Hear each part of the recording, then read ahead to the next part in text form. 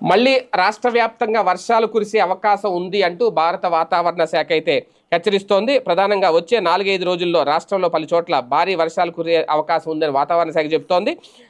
ఉత్తరప్రదేశ్ నుంచి పశ్చిమ మధ్య బంగాళాఖాతం వరకు, ఉత్తర మధ్యప్రదేశ్ అలాగే దక్షిణ ఛత్తీస్గఢ్ మధ్య ఒడిశా మీదుగా కొనసాగుతున్న ద్రోణి ప్రభావంతో వర్షాలు కురుస్తాయని పేర్కొంది. రాయలసీమ దీనిపై ప్రభావం అధికంగా ఉంటుందండి. అనంతపురం, కర్నూలు, శ్రీ సత్యసాయి అన్నమయ్య జిల్లాలో భారీ నుంచి అతి భారీ వర్షాలు కురిసే అవకాశం ఉన్నట్లు కూడా చెబుతోంది. కోస్తా జిల్లాలోనూ భారీ వర్షాలు కురుస్తాయని వాతావరణ శాఖ హెచ్చరిస్తోంది. ప్రధానంగా 11, 12 తేదీల్లో వర్షాలు ఎక్కువగా కురుస్తాయని, గంటకి 40 నుంచి 60 కిలోమీటర్ల వేగంతో ఈదురుగాలు వీచే అవకాశం ఉంది అనేది. మరోవైపు కొన్ని చోట్ల ఒక్కపోతతో ఎండ ప్రభావం కూడా ఉంటుంది. పార్వతీపురం, మన్యం జిల్లా సాలూరులో 4.3 సెంటీమీటర్లు, శ్రీకాకుళంలో 4.2, విశాఖ జిల్లా ఆనందపురంలో 3.7 సెంటీమీటర్ల వర్షపాతం ఇప్పటికే నమోదైంది.